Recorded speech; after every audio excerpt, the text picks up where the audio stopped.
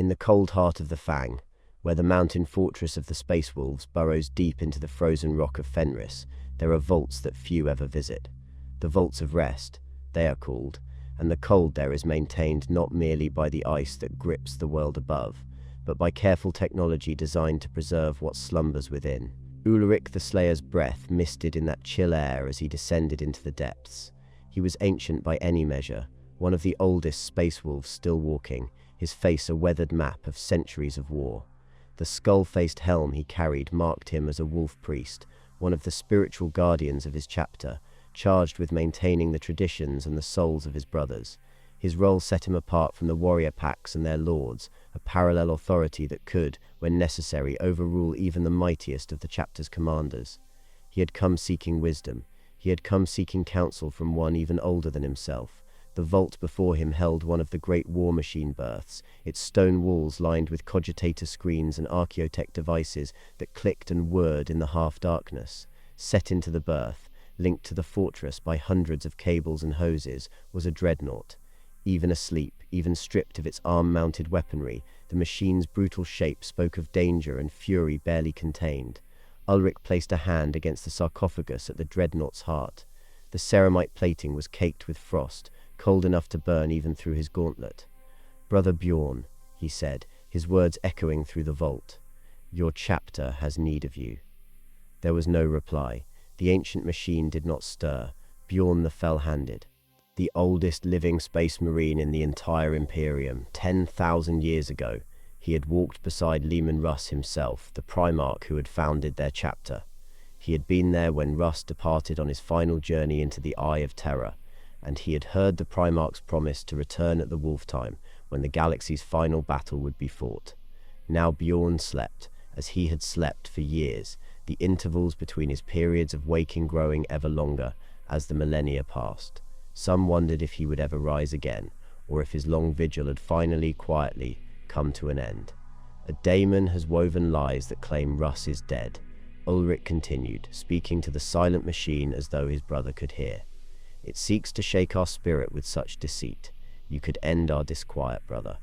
If you stand amongst us and tell the sagas of Russ, the Changeling will find no purchase in our hearts." The Changeling, a daemon of Tzeentch, the god of lies and manipulation. It had somehow breached the defenses of the Fang itself, appearing in the great hall to spread its poison among the assembled space wolves. It had spoken of the death of their Primarch, of the doom of their chapter, of secrets that no daemon should know. And worst of all, it had spoken of Logan Grimnar. "The daemon uses the flesh of truth to clothe its lies," said Ulrik. "It speaks of how the Great Wolf found the corpse of the Primarch on the eastern fringe, and it is true that Grimnar has not returned from the great hunt. He is long overdue back at the Fang, and none can say where he is. Logan Grimnar, the Great Wolf." Chapter Master of the Space Wolves, the mightiest warrior and leader they had produced in centuries. He had departed on a mission to the far edge of the galaxy, following the guidance of Njal Stormcaller's rune readings, and he had not returned. The Changeling claimed to know why. The Changeling claimed that Grimnar had found the body of Leman Russ himself, dead on some forsaken world at the galaxy's edge. It was impossible. It had to be impossible. The Primarch could not die. Not truly. His return was prophesied. His return was the foundation of everything the Space Wolves believed. And yet, Grimnar had not returned, and the Changeling's words had found purchase in hearts that should have been proof against such manipulation. "So we must find him," said Ulrik to the sleeping dreadnought, "even though the trap laid by the Changeling is as clear as day. We must walk into the jaws of the great enemy, Brother Bjorn, for I see no other way. Unless you can counsel us to greater wisdom, unless you can awaken, brother, and speak." Bjorn did not reply. Ice had encrusted the hydraulics of the dreadnought's legs. The machine that housed what remained of the ancient warrior showed no sign of stirring. Ulrik stood in silence for a long moment, hoping against hope for some response. When none came, he turned to the thralls who lurked in the shadows of the vault, the strange and uncommunicative servants who tended to the sleeping dreadnoughts with something approaching religious devotion. "Inform me of any change," he said, and began the long climb back to the upper levels where the Wolf Lords waited. The repository of battles was a circular chamber lined with shelves holding thousands of books, each one containing the saga of a conflict the Space Wolves had fought. From the Horus heresy 10,000 years ago to campaigns completed just months before, the history of the chapter was recorded here in meticulous detail. 11 wolf lords stood around the great circular table at the chamber's heart, waiting for Ulrik. These were the commanders of the chapter's great companies, each one a legendary warrior in his own right, each one commanding the absolute loyalty of hundreds of space wolves. They had gathered here rather than in the great hall because what was to be discussed could not be shared with the broader chapter. Ulrik entered, and 11 pairs of eyes glanced down in respect. Even these lords, proud and fierce as they were, acknowledged the authority of the wolf priests. It was a respect earned over centuries, a recognition that the priests served a purpose that transcended the rivalries and ambitions of individual commanders. "Does he wake?" asked Beric Thunderfist, his voice rough with barely contained urgency. Ulrik did not need to answer. The expression on his weathered face told them everything. "With the Great Wolf lost to us and the Changeling having made its play against the chapter," said Ulrik, "there is no excuse for inaction, and yet the Daemon has shown itself cunning enough to breach our walls at will. Niall Stormcaller still lies comatose from his encounter with it. I cannot leave the Fang unguarded." "Then leave an honor guard," demanded Engir Krakadorm, his voice booming off the stone walls. "As we did for the great hunt. Name which one of us shall remain, and the rest shall tear the galaxy apart, until we find the Great Wolf." "No," said Ulrik, and the single word carried the weight of absolute authority. "You shall all remain. The Changeling's objective is to break the will of the Space Wolves. If we fragment across the galaxy, it will prey on us one by one. The chapter will stand united. If the Changeling wants to break us, it will have to break us all at once." "I will not abandon the Great Wolf to his fate," snarled Lord Morkai, his eyes blazing with defiance. Ulrik did not flinch before that glare. He had faced worse in his centuries of service. He had faced demons that could unmake reality with a thought, and he had not flinched then either. "The Great Wolf will return to us," he said, "as surely as Leman Russ will at the wolf time. I will see to it in person. I shall take a small and swift force and travel to the eastern fringe, following the route laid down by the Stormcaller's rune readings, and I shall find Grimnar." He let his gaze sweep across the assembled lords, meeting each pair of eyes in turn. "You, my brothers, will defend the Fang and the spirits of your chapter. That is where your keenest duty lies. The Changeling will make its move against us again, and soon, and you will all be here to meet it." Cromdragongaze slammed a fist into the table, the impact cracking the ancient wood. "You would have me skulk here, when the Great Wolf is lost. The Changeling knew of his destination. Fell powers have closed in on him. He battles daemons and traitors, and Throne knows what else, and yet we are to sit and watch over the Fang like so many nursemaids." "You are?" said Ulrik. "That is my command. In the absence of the Great Wolf Grimnar, it is my voice that carries the authority of Leman Russ." The tension in the chamber crackled like the air before a lightning strike. Lord Morkai's hand had fallen to his weapon. Engir Krakendum was ready to call for the fleet to be armed. The wolf lords were not men accustomed to being told what to do, and their instincts screamed at them to act, to hunt, to find their missing master, and bring him home. "Wait," said Beric Thunderfist, his voice cutting through the rising anger. "It was Ulrik the Slayer who took me from my tribe and made me a space wolf. He did the same for most of you. It was under his tutelage that you became what you are today. I trust him more than I trust myself. If it is his word that he alone seek the Great Wolf, then I shall bow to it, much as it may pain me." "If we are all of a mind," retorted Morkai, "then what force in the galaxy can stop us?" "Leman Russ bade all of us kneel to the word of the wolf priests," said Beric. "And yet how often has Ulrik used that authority? It is rare indeed that he stands against any one of us. I have faith that if he now overrules us, there is a good reason for it." Lord Bran Redmore spoke then, his voice thoughtful amid the fury. "And which of us knows the mind of the Changeling? All we can be sure of is that it wishes to kindle despair within us. It is a cunning creature, and we will surely make its work easier if we stampede across the galaxy in our rage. When the Changeling comes for me, I would have you, my brothers, by my side." Ulrik let the silence stretch for a moment before speaking again. "Whatever you choose," he said. Whether you obey the word of Russ or usurp it for your own will, make the decision soon, for neither Lord Grimnar nor the Changeling will wait for us." One by one, the wolf lords subsided. The fury remained in their eyes, but they mastered it, caging the wolf that howled within each of them. They were sons of Fenris, and the wolf's rage was their birthright. But they were also space wolves, warriors who had learned to channel that fury rather than be consumed by it. All except in the most desperate of circumstances, all except when the wolf broke free of its cage entirely. The warp was angry during the journey to the eastern fringe. Ulrik could feel it, even through the protective barriers of the Gellerfield that kept the ships safe from the predators of the Immaterium. There was something hunting them, something vast and malevolent that lurked just beyond the edges of perception. The strike cruiser Canis Pax shuddered and groaned as it pushed through the hostile tides, its navigator straining at the limits of his sanity to guide them through. For his strike force, Ulrik had selected carefully. One pack of Bloodclaws led by Leif Stonetongue, a warrior who had spent so many decades perfecting the art of close combat that he had never advanced to the Grey Hunters as most of his kind did.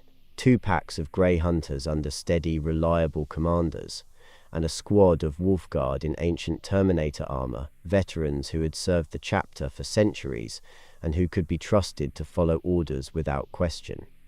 It was a small force for what might await them, but speed and stealth were more important than raw power. The Changeling had already demonstrated that it could breach any defense, corrupt any mind, slip through any net the space wolves could cast. Only by moving quickly and quietly could Ulrik hope to find Grimnar before the Daemon could spring whatever trap it had laid. The Canis Pax emerged from the warp at the very edge of the galaxy, where the stars gave way to the infinite void between galaxies.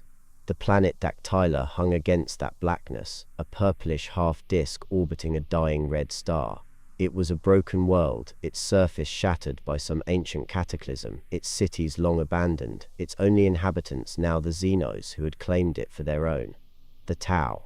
Contacts in the void, reported the crewman at the sensor station. Xenos, Tau. The view screen showed them a capital ship as large as the Canis Pax, surrounded by a shoal of smaller escorts. Their hulls were smooth and streamlined, painted in the mottled red that marked them as ships of the Tau Empire. "The demon," said Grimnar, "faced the Tau here," said Boulder Whitebear, one of the Wolf Guard, his voice dark with foreboding. "It mingles its lies with the truth." Ulrik's teeth gritted at the reminder. Everything the Changeling had said had proven true so far. The Great Wolf had come to this place. He had fought the Tau. And then, something had happened. Something that had prevented his return. The Tau were demanding a parley.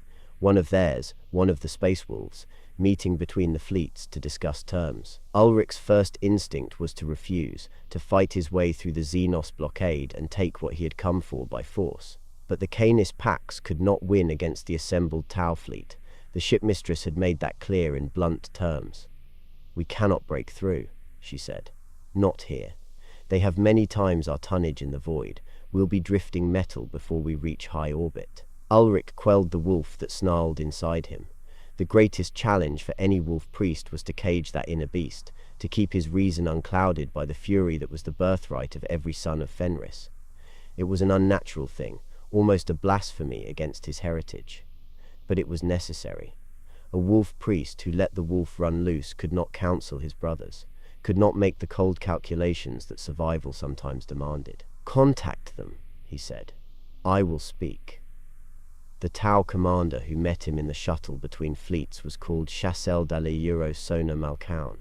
He was a warrior of the fire caste, not a diplomat, and he made no pretense of seeking peace. "You will leave," the alien said, his slightly accented Gothic carrying absolute certainty. "You will not make demands of us. You will not be granted shelter on our world, nor a petition to our rulers or mercy from our guns. Turn your ship around, Space Wolf, and leave, or you will be blasted from the void."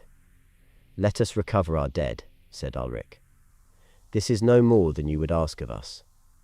"We would ask nothing of you," replied the Shas'el.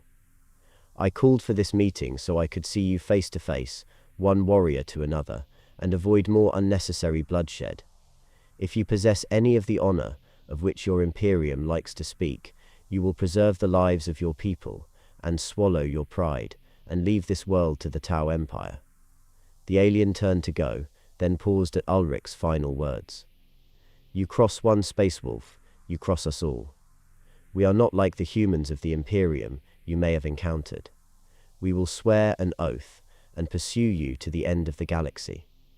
"You are at the end of the galaxy, Space Wolf," replied the Shas'el, "and we can bear a grudge as well as you."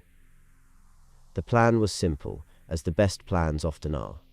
The Tau had a command center on Dactyla's surface, a nexus of sensors and communications equipment that gave them eyes across the entire planetary system. While that installation remained operational, the Canis Pax could not maneuver freely. Every move the strike cruiser made was observed, reported, countered. But if that installation could be destroyed, or even blinded temporarily, the Canis Pax would have a chance. The ship could slip into the sensor shadow behind Dactyla, break free of the Tor fleet, search for whatever remained of the Great Wolf's expedition. The Space Wolves could not approach by air. The Tau's anti-aircraft defenses would swat any gunship from the sky, but they could approach by drop pod, landing beyond the range of the base's point defenses and cover the remaining distance on foot. It was a mad plan. A handful of warriors against a fortified position held by disciplined, technologically sophisticated enemies. But the Space Wolves did not deal in sanity, they dealt in fury and faith, and the absolute conviction that no enemy could stand before them when they chose to fight. 12 minutes after the drop pods launched, the Space Wolves invaded Dactyla. Leaf Stonetongue led the charge, his blood claws howling their war cries as they sprinted across the rocky plateau toward the Tau complex. Behind them came the Wolf Guard in their ancient Terminator armor, creating a formation around Ulrik as they advanced. The Tau responded with disciplined efficiency. Drone patrols swept in to engage the attackers. Fire warriors took up defensive positions, their pulse rifles spitting blue-white energy at the charging space marines.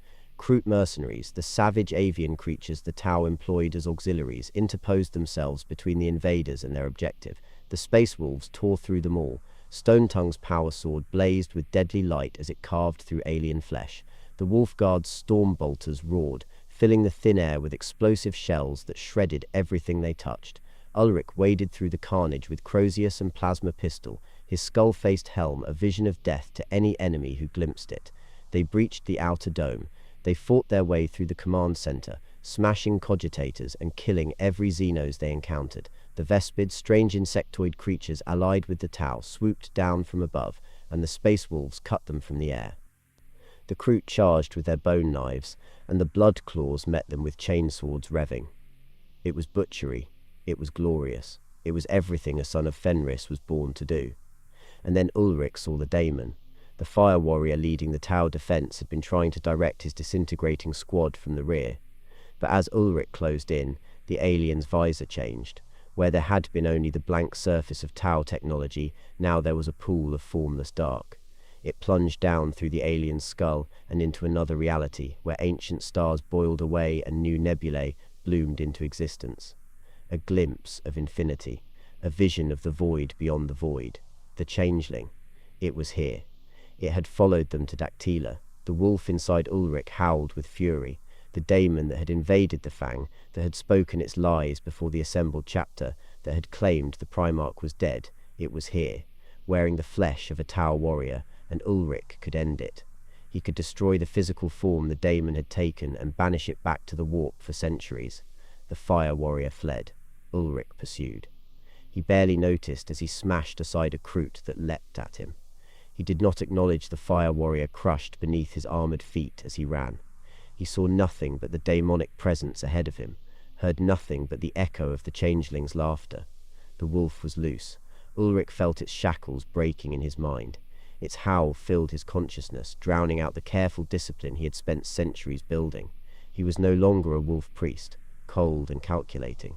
He was a hunter, pure and simple, pursuing prey across the broken landscape.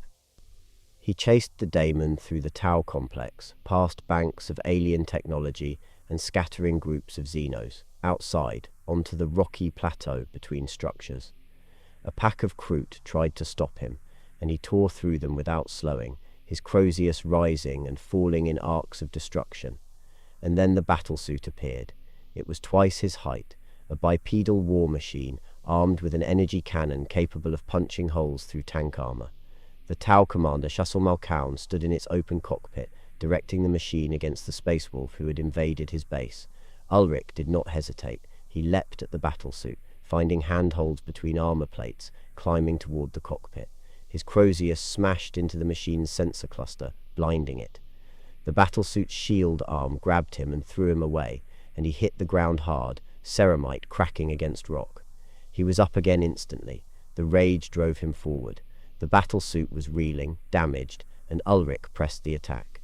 His plasma pistol discharged into the shield generator, and the energy field crackled out of existence. The battlesuit's cannon fired into the ground at its own feet as Ulrik rolled clear. The explosion threw him against the machine's leg. He felt his armor buckle, felt ribs crack and shards of bone drive into his chest. Pain flared through him, white-hot and all-consuming. But the wolf did not quiet. The wolf only howled louder.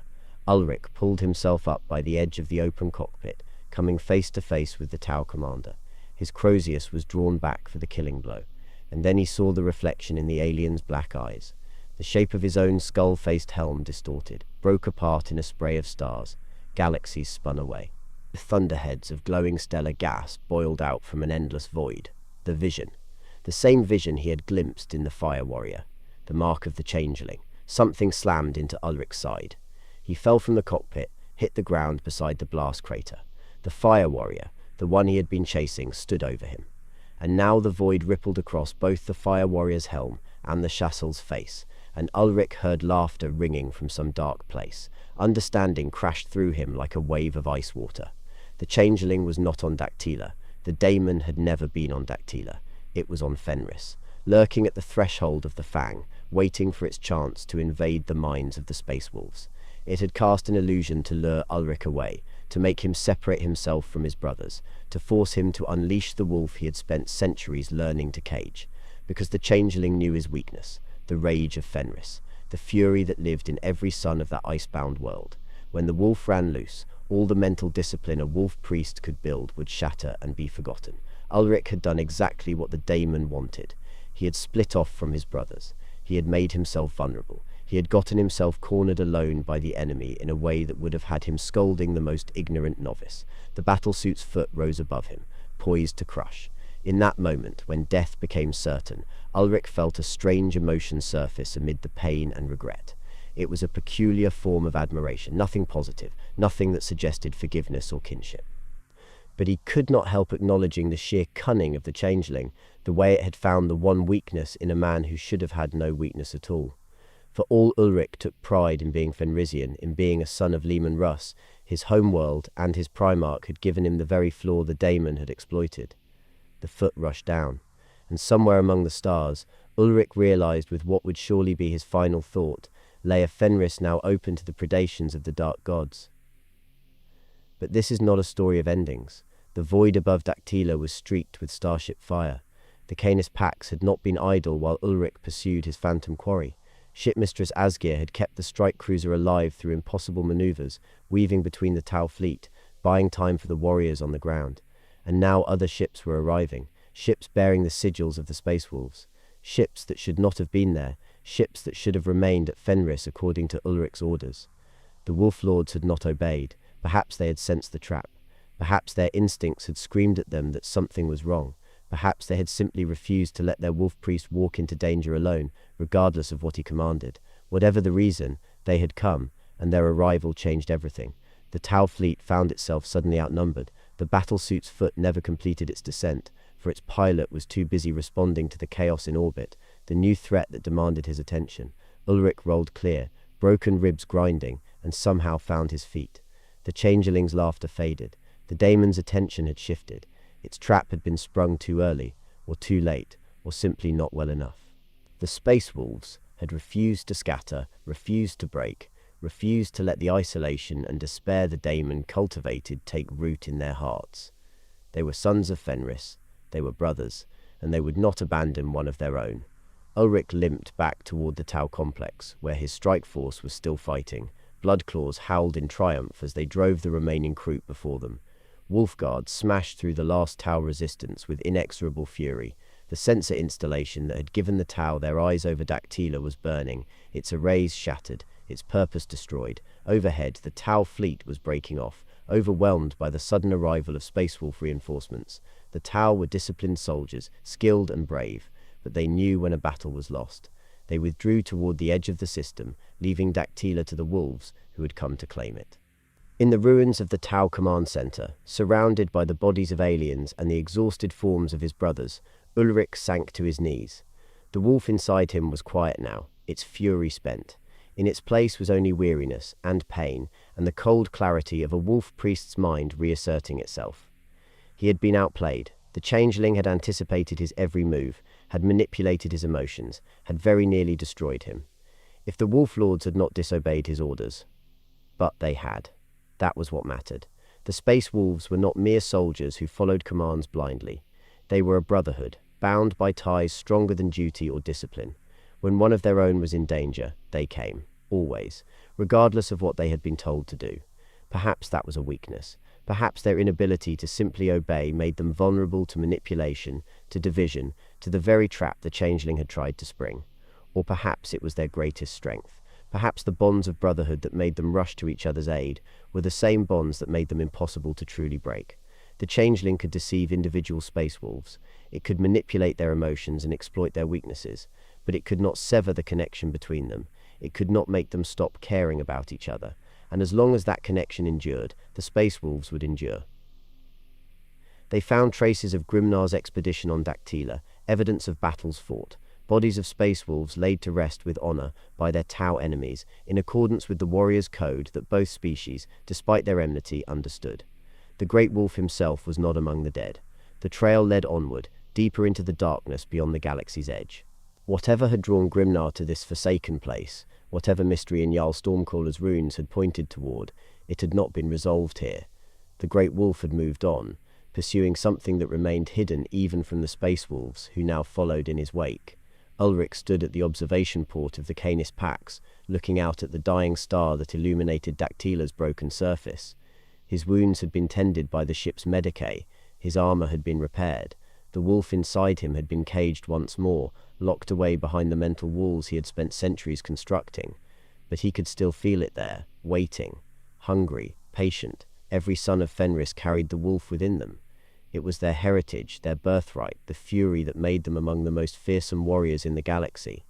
To be a space wolf was to live with that beast always present, always testing the bars of its cage, always looking for a moment of weakness to exploit. Most space wolves embraced the wolf. They let it loose in battle, riding its fury to victory after victory. They called it the spirit of Russ, the essence of Fenris, the heart of what it meant to be one of the Emperor's chosen.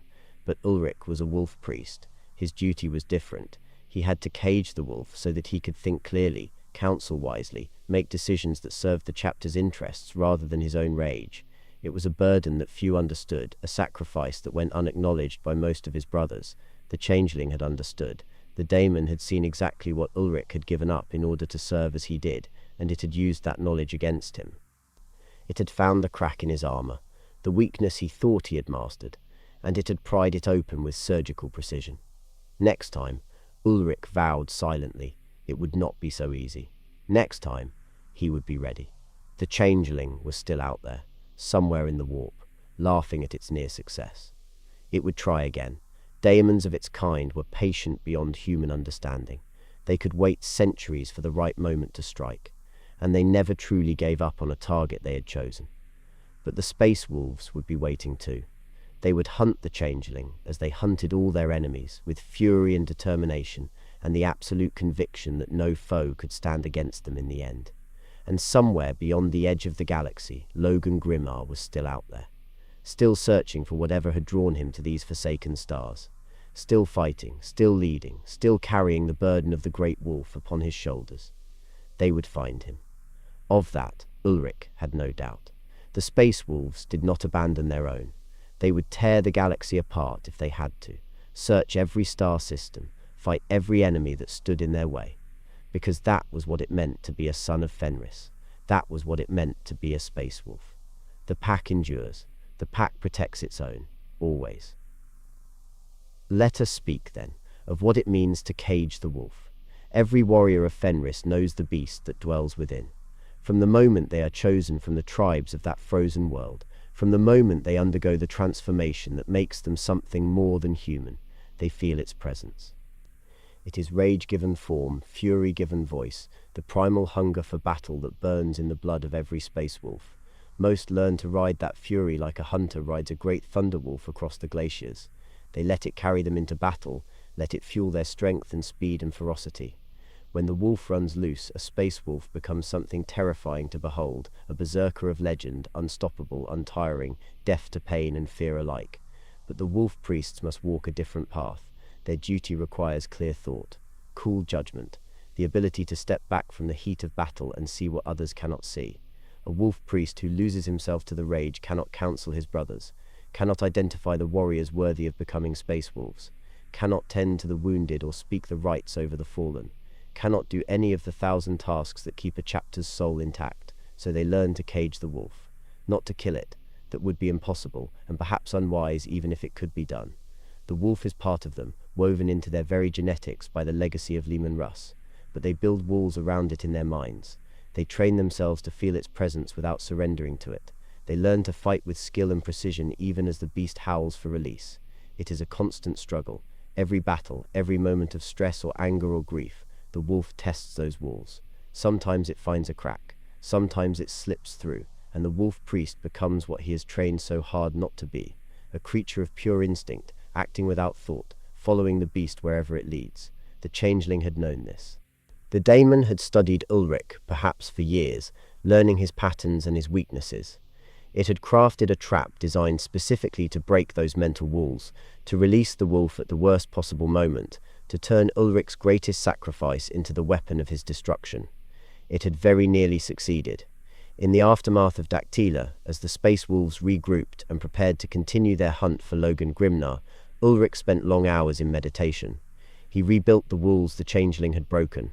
He examined every crack, every weakness, every point where the Daemon's manipulation had found purchase, and he learned. The wolf could never be truly caged. He understood that now. No matter how strong the walls, no matter how disciplined the mind, the beast would always find moments of freedom. The goal was not perfect control, that was impossible. The goal was to minimize the damage when control slipped, to recover quickly, to learn from each failure and make the walls stronger for the next time. It was not a comfortable truth. Ulrik had spent centuries believing he had mastered the wolf, that his mental discipline was unshakable. The Changeling had shown him how wrong he was, but perhaps that lesson was worth the price he had paid to learn it. Perhaps humility, in the end, would make him a better wolf priest than pride ever could. The pack was gathering. Ships from across the Space Wolves' domains were converging on Dactyla, drawn by the news of what had happened here. Wolf lords who had defied Ulrik's orders were arriving with their great companies, ready to continue the hunt. Bloodclaws and Grey Hunters and Longfangs, the entire spectrum of Space Wolf warriors, were preparing for whatever lay ahead. They would find Grimnar. They would unravel the Changeling's schemes. They would face whatever darkness waited beyond the galaxy's edge, and they would triumph. Because they were Space Wolves. They were sons of Russ. They were the wolves that hunted in the Emperor's name. And nothing, not daemons, not aliens, not the vast uncaring void itself, could stand against them when they hunted as a pack. In the great sagas of the Space Wolves, the hunt for Logan Grimnar would eventually be recorded as one of the chapter's most desperate hours. The Changeling's machinations would be chronicled in detail, a warning to future generations of the cunning that daemons could bring to bear against even the mightiest warriors. And Ulrik the Slayer's role in those events would be remembered with something approaching reverence. Not for his victories, though those were many, but for his willingness to acknowledge his failures, for his understanding that even a wolf priest, even one who had walked the stars for centuries, could be deceived and manipulated by a sufficiently cunning foe. The caged wolf, the sagas would call him. The warrior who mastered the beast within so that he could serve his brothers. The priest who learned that true strength lay not in releasing the fury, but in knowing when to hold it back. And in the cold halls of the Fang, where the fires burn eternal and the wolves howl at moons that never set, his name would be spoken with honor for as long as the chapter endured. Ulrik the Slayer, son of Fenris, wolf priest of the Space Wolves, the one who caged the wolf so that the pack might survive.